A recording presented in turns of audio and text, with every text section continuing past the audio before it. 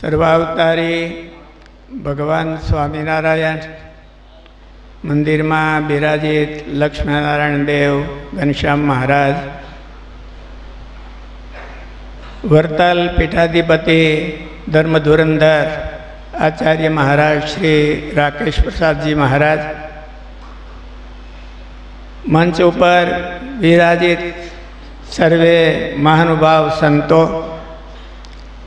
પાટોત્સવના મુખ્ય યજમાન શ્રી મધુભાઈ તથા સર્વે કુટુંબીજનો, વાલા સર્વે ભક્તજનો, બધાને હેતથી જય સ્વામિનારાયણ. રાજકોટ મંદિરનો 73મો પાટોત્સવ જ્યારે ઉજવાઈ રહ્યો છે, વાલા ભક્તજનો, સ્વામિનારાયણ ગુરુકુળ રાજકોટ અને આ મંદિર પહેલેથી ને એક સાથે જોડાયેલા છે. હું ન બોલતો હો તો શાસ્ત્રીજી મહારાજે આ મંદિરની શરૂઆતમાં ગુરુકુળનું પણ કાર્ય કરેલું અને સાથે સાથે આ મંદિરની શરૂઆત હતી ત્યારે એ સ્વામીનો વારો પણ અહીંયા જતો અને આ મંદિરમાં પહેલેથી ગુરુકુળ એ જોડાયેલું છે. મધુભાઈ તો અમે એની ઉપર હક ધરાવીએ કે મધુભાઈ ગુરુકુળના જ છે અને ગુરુકુળ એની સાથે જોડાયેલું છે. અમારે મંદિરના કોઠારી રાધારમણ સ્વામી જ્યારે ભગવત ચરણ સ્વામી હતા એ તો એવું જ કહેતા કે ગોપીનાથ મંડળ છે અને એક મંડળના એ સંત છે અને એમનો બહુ જ સહકાર ગુરુકુળની સાથે રહ્યો છે.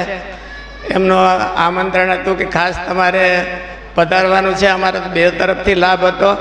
એક તો મધુભાઈ તરફથી, મધુભાઈ યજમાન હતા અને રાધારમણ સ્વામીનો આમંત્રણ હતું.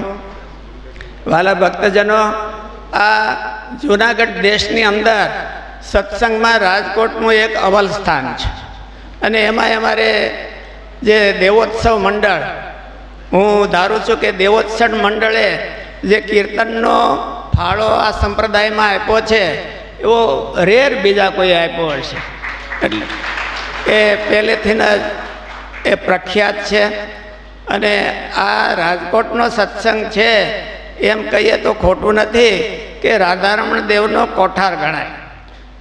મંદિરમાં જૂનાગઢની અંદર એટલા સત્સંગી નહીં હોય એટલા સત્સંગી આ રાજકોટની અંદર રાધારમણ દેવને દેશની અંદર રહેલા છે અને એ અહીંનો સત્સંગ ખૂબ જ વખણાય છે. પહેલેથી જ વખણાય છે. જૂના સમયથી જ્યારથી દાણાપીઠમાં મંદિર હતું અને ઘનશ્યામ મહારાજ ત્યાં બિરાજતા ત્યારથી આ દેશની અંદર કે રાજકોટનો બહુ મોટો ફાળો છે અને રાજકોટની અંદર આગળ જૂના ટાઈમમાં તો બંને આચાર્ય મહારાજ એનો અહીંયા એમ કે સંમેલન થયું હતું ને કથા થઈ હતી અને બંને આચાર્ય મહારાજ, બંને દેશના આચાર્ય મહારાજ પધારેલા.